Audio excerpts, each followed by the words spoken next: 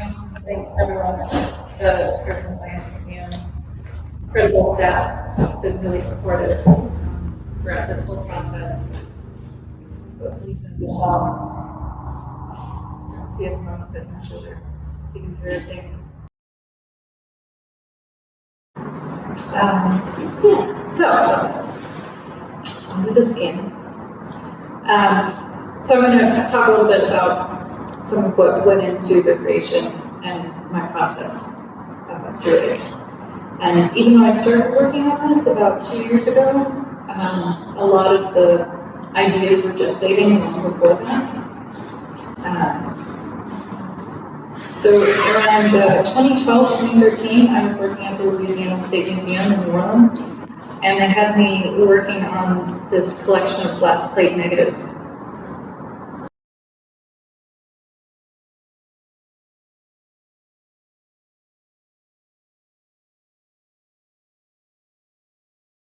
There was over 20,000 images of different people from New Orleans, all different walks of life. There would be like 30 high school students, and then there would be people in Mardi Gras costumes, and then there would be like workers. There would be people with like army regalia. And this is from 1912 to like 1940. There were no names, there was no information, it was just image after image after image. And they had been stored in these wooden crates. So if you know anything about preservation, there would blow off gas, and that creates deterioration. And so you'll see like these two images are two examples of some of what was happening. And we were just, all we could do was rehouse, catalog, and digitize them. There was no way of reversing the damage of time. But there was something very haunting trying to preserve these forgotten faces. And I was thinking about how I was watering like dead plants. It's like there's nothing you can do to bring them back, but you're just kind of pouring into trying to keep what's there. So while working with these glass plates, I became fascinated by the way the emulsion was peeling and disengaging from the plate. The process of time, humidity, temperature, storage conditions, nature, chaos, all destroying and revealing with a beautiful decay, a rainbow of otherworldly colors representing the dissemination of an image, a person, a lifetime, a story, but giving it new life in the process of its own unique disintegration. Here I was fighting the inevitable, battling to save the forgotten faces being seductively ravaged, and somehow the beauty of the ghostly visage rivaled the enchantment of their own destruction. Life and death in an image, lost in a box, in a collection in storage, battling time and battling its own obsolescence.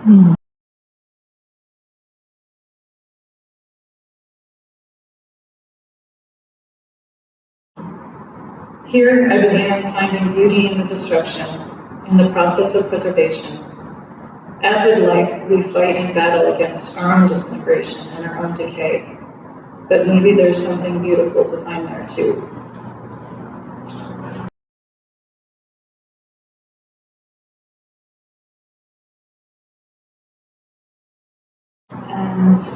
And so this is, as you can see, those patterns kind of stuck with me. This is one of the images from upstairs.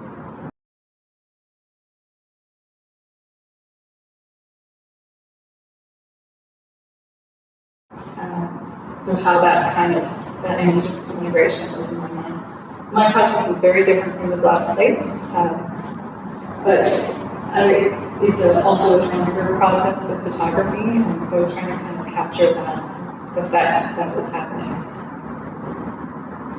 And so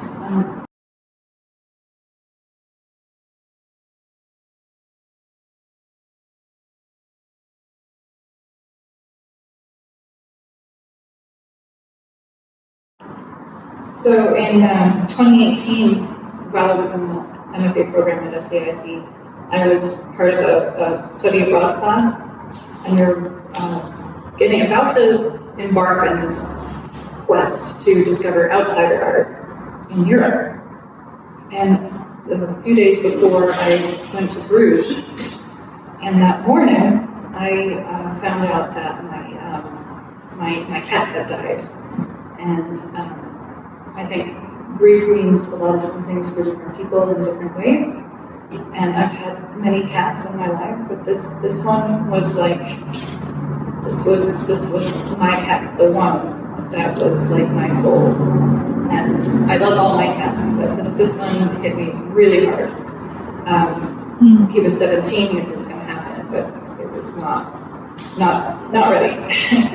You're never ready for these things. But I was inconsolable, and I remember stepping off the train just in this beautiful, incredibly gorgeous city, and just everything was dark. And one of the first buildings is the Basilica of the Holy Blood, which is where they house apparently part of the blood of Christ, which has been debated whether it is or not. But I feel like that is beside the point. I'm not Catholic, so although I have a fondness and appreciation for all religions, I find Catholicism fascinating, and the rituals and the frankincense and everything that goes into it is very beautiful. And so I felt guided to go in for whatever reason. I have a weird memory of music playing, something odd and familiar, with the bells outside. And I don't know if the memory is real or if it's something that I've put onto that moment. There's also something about that too, I think, with memory. But I just remember standing in line and just openly weeping while looking at this relic. I remember just, there was just something in that moment in between the loss and the relic. Maybe it was psychosomatic, something about the idea of preserving a part of someone, a piece of something that could live forever. Maybe, a piece of that could live forever. I actually ended up getting mummified, but that's a different story. But there was something in that moment that was very transformative in processing these emotions. Maybe this like a sympathetic magic or something that I needed that kind of resonated. So I'm fascinated with the idea around relics and the way of dealing with suffering and grief. That these objects, they have sort of, whether it is intrinsic or whether it is something that we put onto them, that they have this transcendent power, that a part of the physical part of the body can become sacred and magical, an object that can heal or transform or cure.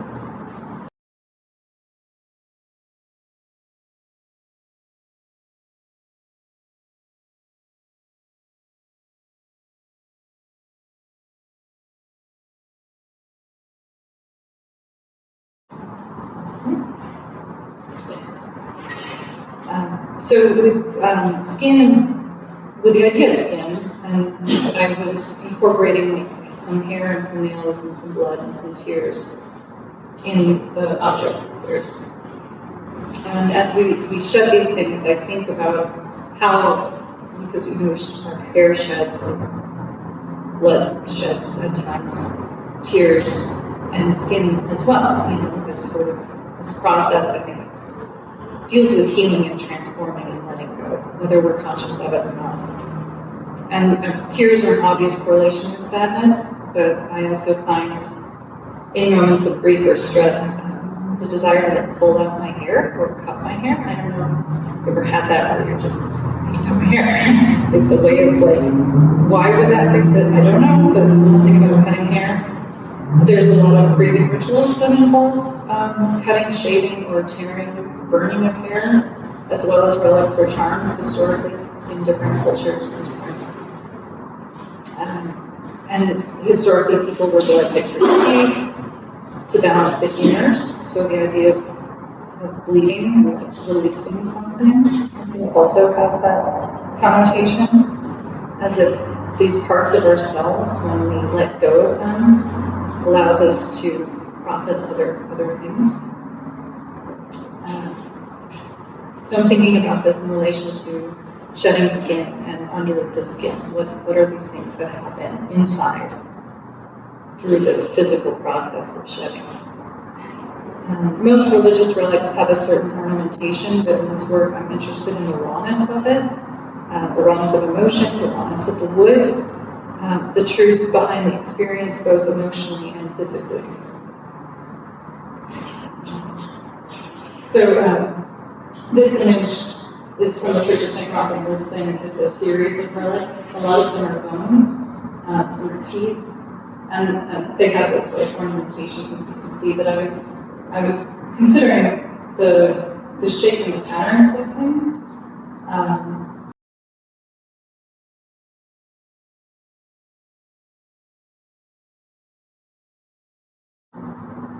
But in a way that was less ornamental, more raw, I guess.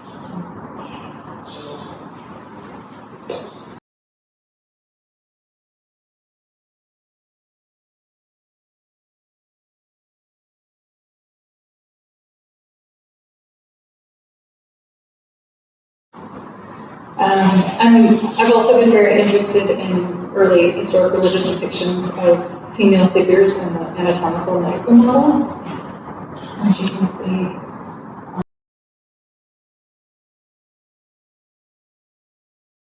on the left there, the anatomical Venuses that blend the scientific exploration of the body and death with the visually aesthetic and emotional experiences that were common in Western religious motifs and iconography from the area that they were developed. It brings a further visceral and emotional aspect to the exploration and development of knowledge and our perceptions of the body. And there's a lot more for me to dig into this here, but I'm not going to get to it today. But concepts of perception of femininity, sexuality, autonomy, and what we hold sacred. So, looking at a little bit of like the activities of St. Teresa in relation to these anatomical models. Like, even though these were used for the purpose of medical instruction of the body, I'm just completely fascinated by how they were incorporating this in its religious expression. And this was also in the bottom there, is wax models, figures.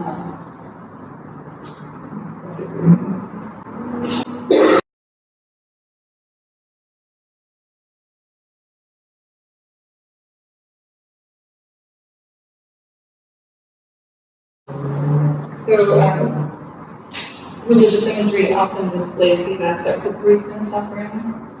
And leading into the series, I was considering depictions of the saints in martyrdom. So this one in the middle was actually the first one I did when I was experimenting with the transfer technique on wood. Before I went into the series on grief, it was, I did not include it because thematically it was a little different, but I was considering the concepts of giving of one's heart as a form of self-annihilation and sacrifice. And I think it's interesting that these two, the first one and the last one I did, which is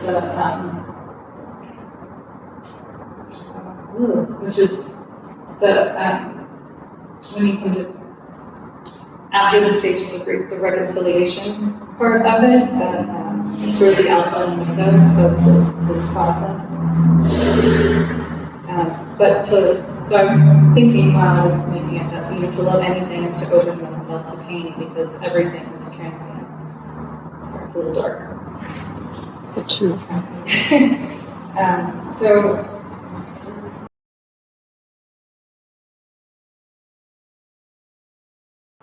looking at the stages of grief, there's a lot of different interpretations of grief. Some say there's 5 stages, some say there are 7, some say there are 9, some say it's like a straight line, some say it's like a tangled path.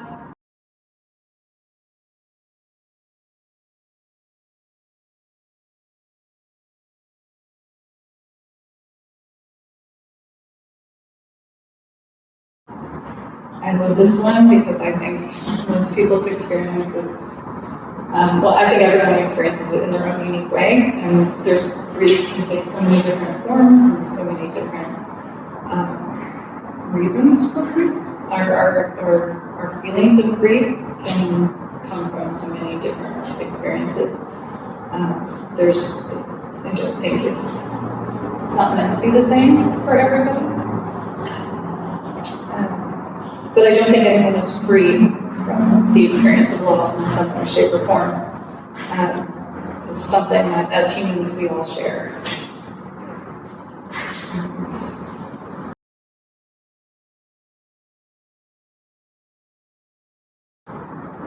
So, in my experience, I found grief manifesting as the feeling of having my skin being peeled off, which is kind of what I was thinking of with under the skin. There's sort of this numbness and a dull, heavy throb in the back of one's throat, like a feeling of being unable to speak. So with this series, the photographs came first. These on the left were from January 2023. I was just having feelings, as one does, and wanting to express them. And I had just moved back to Chicago, in a new place. I started out with oil paints, and I didn't have my oil paints, which would have been my preferred medium, but it's like, well, I have my camera and I have my couch, and let me make something. So I just needed to get something out. I didn't know what I was going to do with it. I was just making something happen.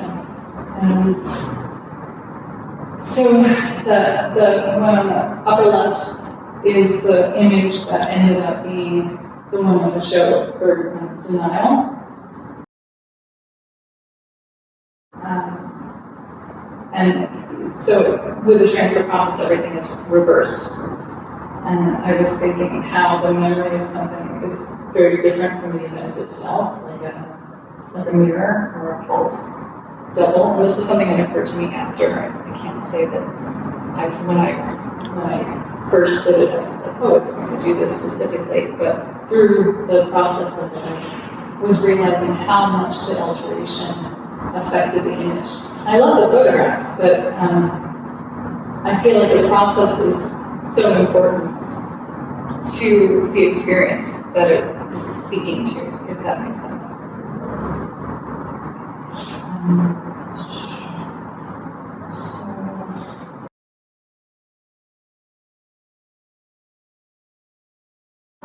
These are some other images that I made after. This is again before I started with the transfer process. It was just I needed to make some stuff, and so I made some things. And this was an idea I've been thinking about for a long time. This is sort of that peeling and tearing off of the skin, but also the idea of bodily autonomy. It wasn't until May of 2023 that I started with the transfer process. Normal transfers are usually with a laser print. At least that's how I was taught, and involve a lot of rubbing. But I didn't have a laser printer. So with what I had, I found a way to make it work with my inkjet printer, and through kind of a trial and error process, I found something that I really liked. Which creates these very unique patterns that reminded me a bit of painting. So there's the movement of the hands with the application that creates these marks.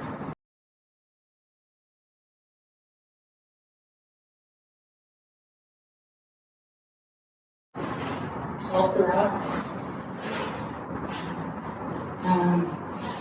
It's very messy. I mean, all of it's very messy, but there's a kind of a combination of the focus and precision and the peeling and scratching and pressing and then more peeling, and sometimes depending on how it adheres, it would just become this, like, sometimes my nails would start to bleed and just getting under, and it was very cathartic and just this very physical process.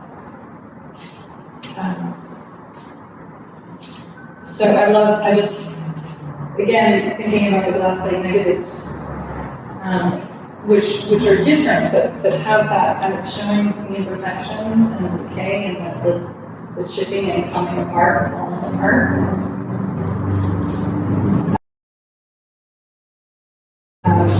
It's kind of dealing with grief and loss as part of that process, is acknowledging those imperfections, which is also why I wanted to keep the raw wood underneath, the kind of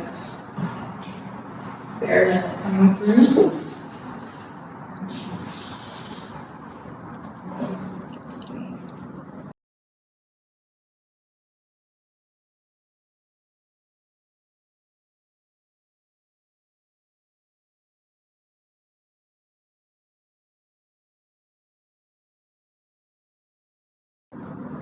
So these are a couple examples of the process. So you see how the doubling of the image gets inverted.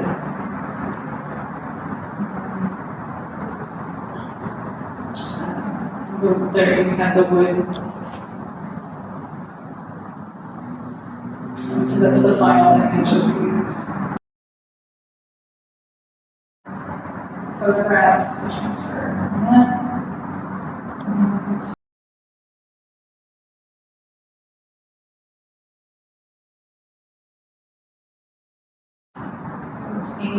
This one was a little different. Each one kind of had their own tone as I was thinking about it. This one, I didn't want the images to be perfectly straight. I wanted to be disjointed. I feel like there's like a fracturing that happens. Whereas this one, it all lined up except for the images laid there. So acceptance. In my mind, acceptance isn't necessarily forgiveness.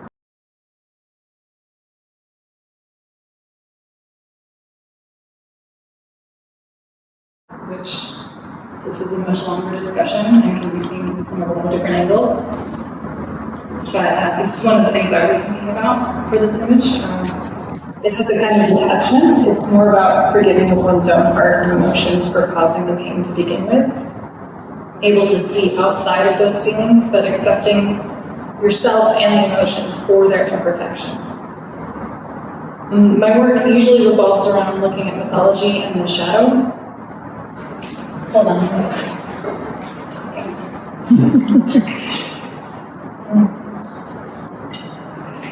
How mythology reflects experiences that are universal to all people.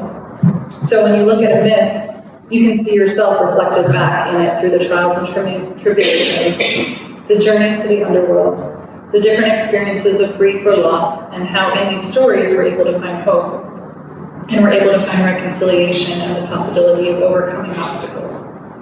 It's through our exploration and acceptance of the darker sides of ourselves that we often find redemption. Joseph Campbell calls this the hero's journey, Carl Jung the process of individuation. In this series, I'm not looking at myths as much as the raw visceral experiences. And hopefully that will open up doorways for other people to kind of reflect on their own personal lives and growth and exploration. So my mother was a social worker and an art therapist and artist.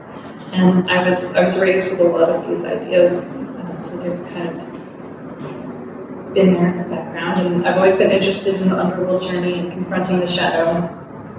And these works are very much about the shadow, the parts of ourselves that we try to hide and ignore or repress. Although it may seem very dark and reflecting on negative emotions, I think there's hope as well. I think it's important to know that it is through these experiences that we're able to understand and have a greater appreciation for joy, a greater appreciation for the positive things in our life, by knowing these darker places. I also remember years ago learning about a Hindu deity, and I may or may not have this correct, but this idea that Kali was this very angry goddess. Her face is supposed to be very hideous and demonic and create fear, but one of the ways of reaching enlightenment was to stare at the horror. And the longer you stared at the horror of her face, she became more and more beautiful until you reach enlightenment through this sort of facing it, facing the darkness. And I think about that a lot. I think it's important to acknowledge grief and sorrow if we've experienced a loss and not hide from those feelings. And even with loss, when something dies and you bury it, it goes into the earth. But that decomposition is what nourishes and brings flowers to grow. And without death, we wouldn't have life. And these underworld journeys and cycles of death and rebirth, finding the positive and the negative, finding the growth and the decay. And these things are hard, and it's an ongoing process, and it's not easy, and sometimes you need help, and it's easy to blame yourself for trauma or despair. The feelings aren't simple. It's not like, oh, just look at it and it's better. But I hope that by confronting these experiences and finding peace with them, that healing and reflection can come about. Nobody wants to feel sad or feel grief, but I think real strength comes from confronting and understanding these experiences with compassion for yourself and for others. And they're an important part of the cycle, and we need them to know our joy.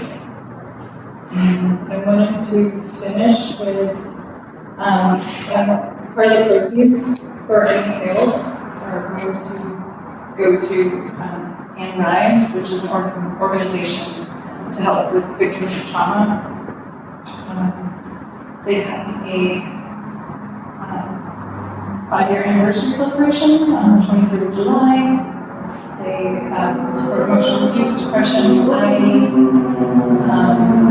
groups who are going to trauma survivors, people who deal with chronic pain and illness. There's many avenues for support. I think can serve a lot of different purposes, and I hope that it can bring some healing. So, thank you very much. Thank you all for coming.